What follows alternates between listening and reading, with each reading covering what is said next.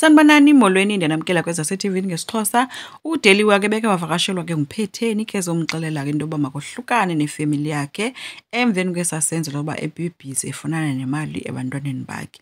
So ke ubalisela ukhuzwayo ke ngokuthi uPhetheni uzenza ngcono ngam, kanti unjengaye lo anaye wayemfumene ngam because unjengaye wayefuna mna kodwa ndamfakela yena. Uthi umuntu uyalibala apha ebomini.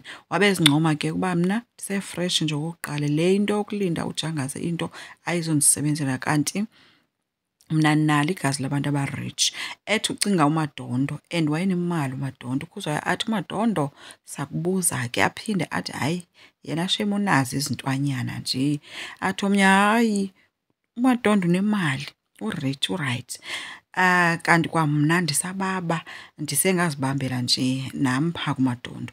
Ukhuzwayo oko ethi ude wawuqaphela ke uDeliwe, uyambuza uba kutheni le nto umane usithi Ukhuzwayo uthi hayi dadewethu ndifuna nje ukukuncoma uba hayi kaloku wena nawe usehot kodwa ke uthe ukuthi rhwi kancinci kaloku, kodwa ke wena userayithi. Imthusile ke le karhwi athi Ukhuzwayo hayi kaloku ndithi uba awusiso isigogwana. Athi uDeliwe uthi ndigugile mna? Athi ke undiqhela kakubi wena Khuzwayo, ndizawuvuka ngaye ke uMadondo ndizamfowunela, ngeke mna ndibe ndidlala ooPhetheni. Hayi ke kuyacaca uba bengadlali ke uDeliwe, ubonakele eziphophotha ke. Kwafika uVelaphi emncoma ukuba hayi bo ngubani ke ngulo sowuzilungisela yena kangaka. uDeliwe uthe heyi akundincedi mna ukuhlala apha ndibe ndizisizela ndicingana noVuma, maninzi amadoda apha phandle, ndisakhe ndiphume ndiyoziphandela. UVelaphi uthe kodwa ke ingakunceda ke into yoba wena uyocela uxolo phaa kutata. Uthe uDeliwe soze yenzeke ke leyo into. Uthe uVuma waba nelakhi gqithi yokufumana uDeliwe umntu ofana nam. UVelaphi uthe okusalayo ngumyeni wakho lo. uDeliwe uthe no, nguyise kaSibongile lowa.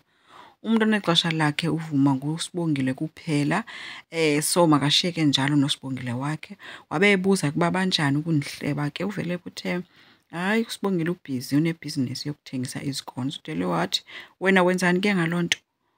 Imxakekeleyo uVelaphi athi uDeliwe uVuma umntu anendaba naye nguSibongile, nawe kufuneka wenze something ngoba uzoba ngumthwalo bakugxothe ke phaa, uyabazi mos uba bayagxotha.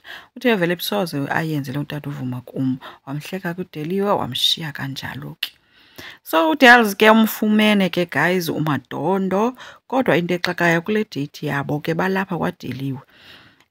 Uyabulela ke uMadondo ke ethi hey uyabona noko impilo apha kuDeliwe uba ikhe yathi kumkhahlameza kancinci, ethi kodwa ke usemhle.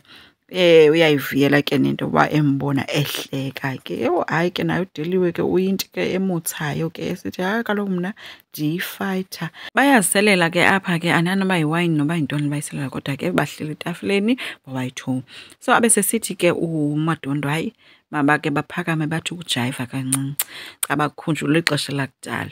Athi kuDeliwe hayi kaloku mna naye apha ujukebox njena uyayikho into yomusic yophuka. Athi uMadondo hayi ungawari khona ifowuni, khupha ifowuni yakhe ayibeke etafileni udlala umusic. Akamuthi ke uDeliwe baphakama ke bajayiva ke zadala ke zabo bobayi-2. So asiyazi ke bayizawuphela phi, kodwa into endiyaziyo uba Ukhuzwayo ikhona into ayaziyo ngoMadondo nemali phakathi.